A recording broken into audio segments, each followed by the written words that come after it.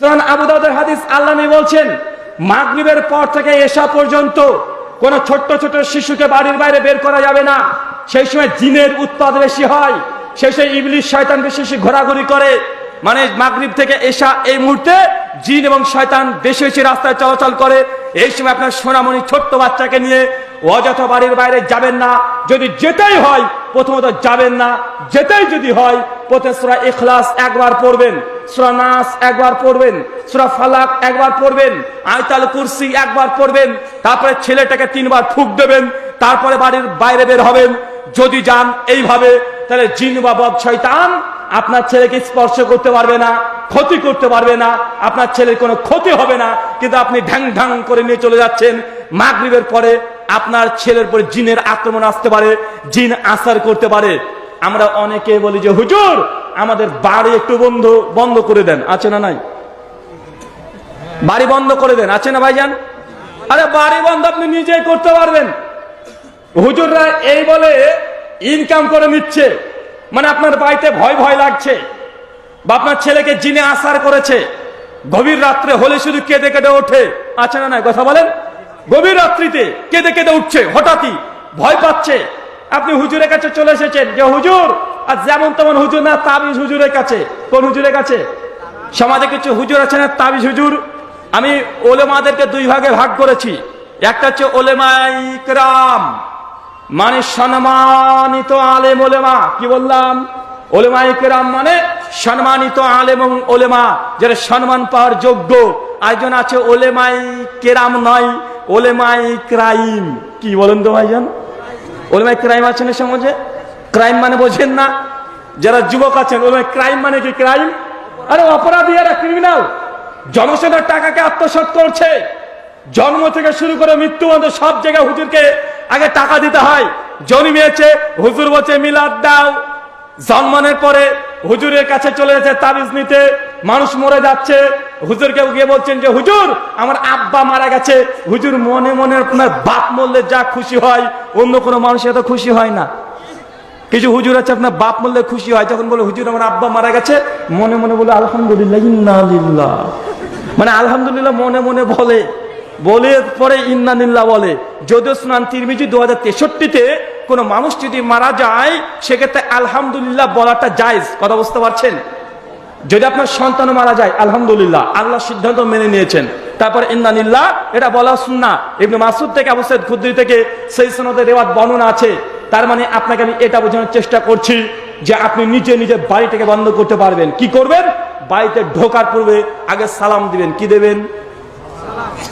সালাম দেন। কারা কারা বাড়িতে ঢোকার সময় সালাম দেন? একটু হাত তোলেন তো। আরে তোলেন না রে ভাই, টাকা চাচ্ছি। একজন এত বড় মজলিসে 2জন 10জন মুসলমান নিজের বাড়িতে ঢোকা তুমি জানো না কিভাবে ঢুকতে হয়? তুমি জান্নাতে ঢুকবে আল্লাহর? হ্যাঁ, নিজের বাড়িতে ঢোকাটা তুমি সুন্নতি তরিকায় তুমি রপ্ত করতে পারলে না, তুমি আল্লাহর সুন্দর জান্নাতে ঢুকতে পারবে? বাড়িতে সালাম দিয়ে প্র্যাকটিস করেন। আচ্ছা বউকে কে কে সালাম দেন? একটু হাত তোলেন তো। আরে হুজুর বলেন কি বউকে সালাম দিতে হয় নাকি? স্ত্রীকে সালাম দেন কে কে? একটু হাত তোলেন তো ভাইজান। মাশাআল্লাহ, কয়েকজন আছে। মানে বউকে সালাম এ বলে কি বউকে সালাম দিতে হয় নাকি? আরে বউ তো একদম যা বলবো তাই শুনবো, ওকে আবার সালাম দিব কেন? বউকে সালাম দিতে হবে। বাড়িতে ঢুকে প্রথম যদি সালাম দেন, বাইরের কোনা কাঞ্চিতে যেখানে যত জিন শয়তান আছে সব পালিয়ে যাবে। কে পালিয়ে যাবে? চাচা কে পালিয়ে যাবে? জিন শয়তান যা আছে সব পালিয়ে যাবে। বাড়িতে যখন নিজের জানলাগুলো বন্ধ করবেন, কি বন্ধ করবেন? জানালা বন্ধ করবেন, বিসমিল্লাহ বলে বন্ধ করবেন। বাইরে থেকে কোনো জিন শয়তান যদি আপনার ভেতরে দেখার চেষ্টা করে, বিসমিল্লাহ বলার সঙ্গে সঙ্গে এই জিন শয়তানের চোখের উপরে আবরণ পড়ে যাবে। মানে বিসমিল্লাহ সালাম দিয়ে ঢুকলে বাড়িতে জিন শয়তান থাকে না। দূর থেকে সে আপনার জানলা দরজা খোলা থাকলে দেখার চেষ্টা করে। কথা বুঝতে পারছেন? যেমন জানলা লাগাবেন বিসমিল্লাহ বলে, তখন ওই জিন শয়তান যারা আছে আপনার ভেতরে কি হচ্ছে এটা দেখতে পাবে না। 3 নম্বর কাজ, বিছানায় যখন যাবেন আগে পরিষ্কার করে ঝাড়ু দিয়ে দিবেন। কথা বুঝতে পারলেন না ভাইজান? একটু ঝাড়ু দিয়ে পরিষ্কার করে নেবেন। বিছানাতে বসে পড়বেন, আবারও পড়বেন সূরা ইখলাস, সূরা নাস, সূরা ফালাক, আয়াতুল কুরসি। এই চারটে জিনিস পড়া পরে হাত থেকে সামনে রাখেন, 3 বার ফুঁক মারেন, গোটা মাথা থেকে শুরু করে পা পর্যন্ত যত দূর যায় এইভাবে মাসা করতে থাকেন। কথা বুঝতে পারছেন? এইভাবে যখন মাসা করবেন, এখন আপনি হচ্ছে নিরাপদে হয়ে গেলেন। কেন? এখন আপনি আল্লাহর জিম্মায় চলে গেলেন। তার আগে ঘুমের দোয়াটা পড়ে নেবেন। এখন যদি আপনি ঘুমিয়ে পড়েন, এখন আপনার জন্য ফেরেশতা নিযুক্ত করে দেওয়া হবে। কি নিযুক্ত করে দেওয়া হবে? কথা বলেন। ফেরেশতা নিযুক্ত করে দেওয়া হবে। কাজ পরিবর্তন করবেন, একজন ফেরেশতা, আল্লাহ এই ব্যক্তির যা গুনাহ করেছে তুমি ক্ষমা করে দাও। কথা মনে বুঝতে পারলেন না? মুমিন ঘুমাবে তবুও নেকি, ঘুমিয়ে নেকি। চিন্তা করেছেন? আপনি ঘুমাচ্ছেন, কিন্তু এই সুন্নতি আমলটা যদি করতে পারেন, বান্দা তুমি ঘুমাচ্ছ, আল্লাহকে স্মরণ করে ঘুমিয়েছেন, আল্লাহর সাথে ঘুমের মধ্যে ফেরেশতার নেকি লিখে চলে যাবে। ফেরেশতা আপনার বাড়ির মধ্যে, ঘরের মধ্যে জিন শয়তানকে প্রবেশ করতে দেবে না। এটা মুমিনের বৈশিষ্ট্য। আল্লাহ বলছে মুমিনকে দেখে অবাক হতে হয়। মুমিনের কোনো কাজে লস নেই। যদি সে রাস্তায় চলতে হতে কাঁটা যদি পায়ে চলে আসে, আর কাঁটা যদি ফুটে যায়, তবুও সে যদি সবর করে, ধৈর্য ধারণ করে, তবে তার গোনা যদি হয়, আল্লাহ গোনাগুলোকে মিটিয়ে দেয়। কি করে দেয়? কথা বলেন, কি করে দেয়?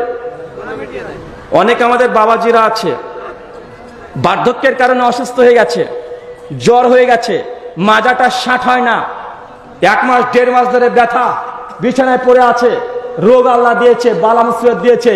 আমরা অধৈর্য হয়ে গিয়ে বলি, যার আল্লাহ কাউকে পেল না, আমাকে এর কষ্ট দিল, অধৈর্য হয়ে আল্লাহ সুবহানাহু প্রতি অভিযোগ করে।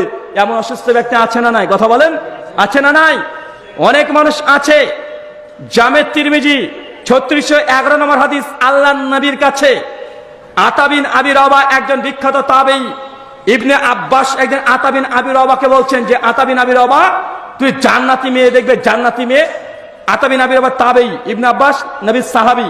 ইবনে আব্বাস আতা বিন আবি রবাকে বলছে, জান্নাতে কোনো মেয়ে দেখবা? আতা বলছে, কে জান্নাতে? অবশ্যই দেখবো, দেখাও।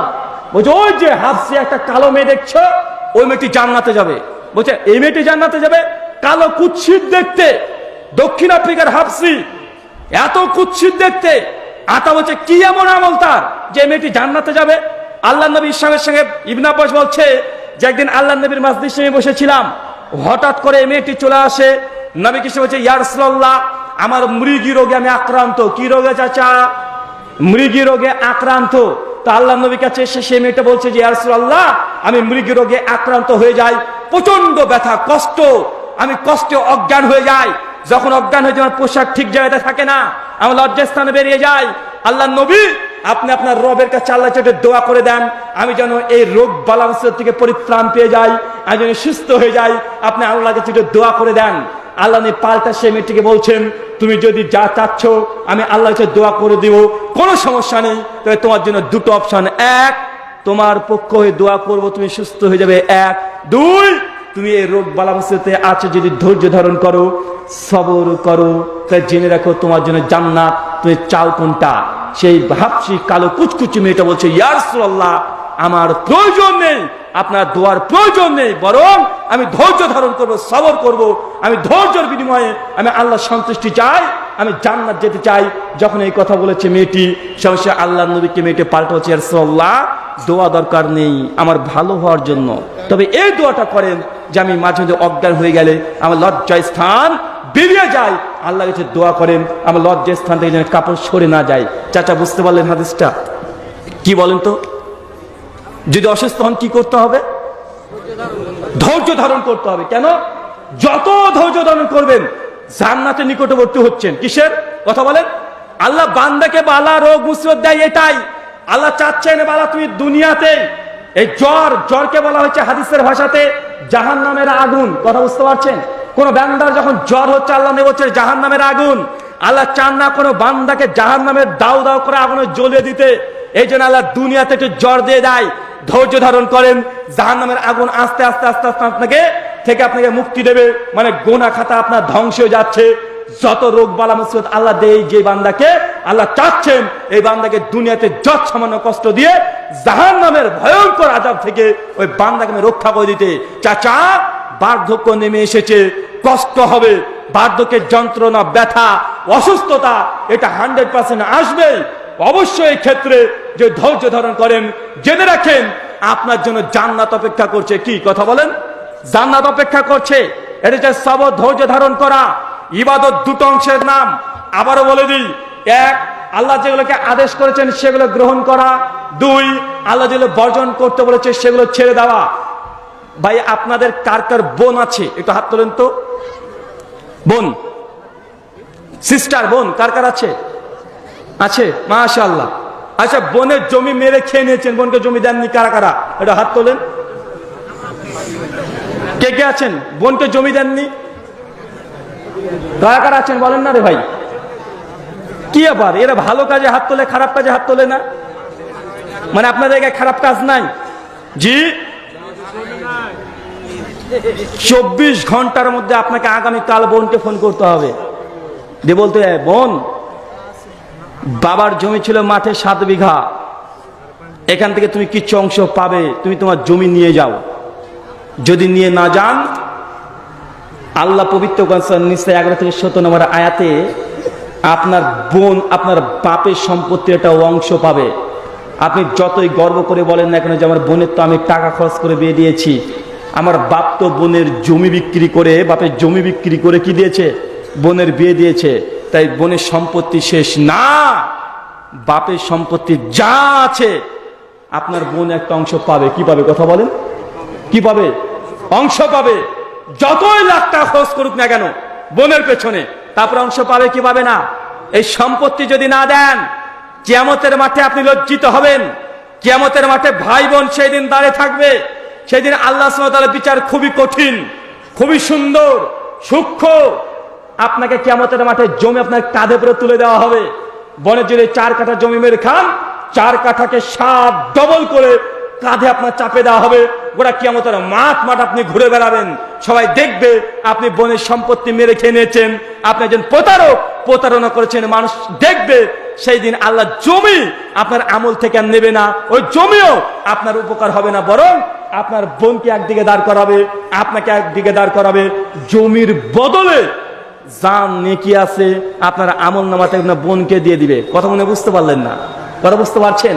আল্লাহ সুবহানাহু ওয়া তাআলা আমরা যে কথা বললাম এই কথাটাকে বুঝার তৌফিক দান করো। সকলে পড়ি আল্লাহুম্মা আমিন। আপনাকে এই কথাই কথাই 5খানা ইবাদত দিয়েছি। কয়টা? কয়টা? আচ্ছা, কে বলতে পারবেন? একজন হাত তোলেন। 5খানা ইবাদতের কথা বলে দিয়েছি অলরেডি। যে বলতে পারবেন তাকে আমার তরফ থেকে আমার একটা আতর আছে, ব্যবহৃত আতর, এটা দিয়ে যাব ইনশাআল্লাহ। বলেন তো কে বলতে পারবেন? দেখি সে কথা কবে বললাম? হ্যাঁ, 5টা ইবাদতের কথা বলেছি। বলেন তো কি কি? বললে এটা দিয়ে দেব। এই তো কথা কি আজকে চেষ্টা বলেছি আমি? হ্যাঁ, 5টা ইবাদত বলেছি গুরুত্বপূর্ণ আপনাকে করার জন্য, তাগিদ দিয়ে বলেছি। বলেন তো ভাইজান, কেমন আলোচনা শুনলেন? জি, আমি বলে দেবো? চাচা আপনি বলবেন? আমি একটু বলে দিই নাকি? 1, ইবাদত জুমার দিন প্রথম মসজিদে মুসল্লি হতে হবে। কি পাবেন? একটা লাল উট পাবেন। যদি প্রথম না হতে পারেন, সেকেন্ড হলে একটা গাভী গরু পাবেন। কথা বুঝতে পারছেন? 2, সন্তানকে মাগরিবের পরে বের করবেন না। যদি বের করতে হয় কি করবেন? সূরা ইখলাস, নাস, ফালাক, আয়াতুল কুরসি, এই 4টে জিনিসকে পরে ফুঁক দিতে হবে। 3 নম্বর ইবাদত আপনাকে দিয়েছি ঘুমের পূর্বে। কি বললাম? ঘুমের পূর্বে বাড়িতে ঢুকবেন আগে সালাম দিয়ে, জানলা দরজা মারবেন বিসমিল্লাহ বলে, বিছানাটাকে ঝাড় দিয়ে ইখলাস, নাস, ফালাক, আয়াতুল কুরসি পড়ে ঘুমের দোয়া পড়ে শুয়ে যাবেন। প্রতিদিন পাশ পরিবর্তন করবেন, গুনাহ ক্ষমা হবে, ফেরেশতা নিযুক্ত থাকবে, আপনার বাড়িতে জিন শয়তান আপনাকে আক্রমণ করবে না। 3টে বলে দিলাম, আরো 2টো দিয়েছি। কোনটা বলেন তো ভাইজান এবার? মাশাআল্লাহ। অন্যের সম্পত্তিকে আত্মসাৎ করা যাবে না। আর একটা ইবাদত দিয়েছি, মানে আপনি ইবাদত উল্টো দিক থেকে বলছি কেন বলেন তো ভাইজান? আল্লাহ যেগুলো নিষেধ করেছে সেগুলো করাটা ইবাদত। ইবাদত কি ইবাদত নয়? ওটা ইবাদত। আরেকটা দিয়েছি, সালাত যখন আদায় করবেন ধীর স্থিরতা বজায় রেখে রুকু সেজদা ঠিক ভাবে আদায় করবেন। ঝড়ের গতিতে রুকু সেজদা এটা করবেন না। এই 5টা আপনাকে ইবাদত দিয়েছি, খুব কঠিন এগুলো, কথা বলেন, খুব কঠিন। বা জুমা আমরা পড়ি কি পড়ি না? তো একটু আগে গেলে কি হয়? আগে গেলে প্রতিদান একটা লাল গরু পেয়ে যাবেন। 7 ভাগা কুরবানি নিয়ে বিতর্ক করতে হবে না। কিয়ামতের মাঠে যখন দেখবেন না মিজানের পাল্লার উপরে একটা লাল উট, আপনি নিজে অবাক হয়ে যাবেন, আমি উট কবে করলাম? উট তো আমি করিনি। ফেরেশতা মনে করে দিবে আপনাকে যে আপনার এই উট আপনার ওই আমলের কারণে জুমার দিন এসেছিলেন প্রথমে, এই নিয়াত করে যে আল্লাহ আজকে প্রথম হচ্ছি আমি, ইনশাআল্লাহ আমি যেন একটা উট পাই, এই নিয়াত নিয়ে যদি যান মিজানের পাল্লাতে দেখবেন একটা উট দাঁড়িয়ে আছে। এই উটের দাম 3 থেকে 4 লাখ টাকা। আপনি তো 30,000 টাকা একটা গরু আপনি দেন না, ভাঙা ন্যাংরা গুলো দেওয়ার চেষ্টা করেন। আল্লাহ সুবহানাহু ওয়া তাআলা 5টা আমল করা তৌফিক দান করো। সকলে পড়ি আল্লাহুম্মা আমিন।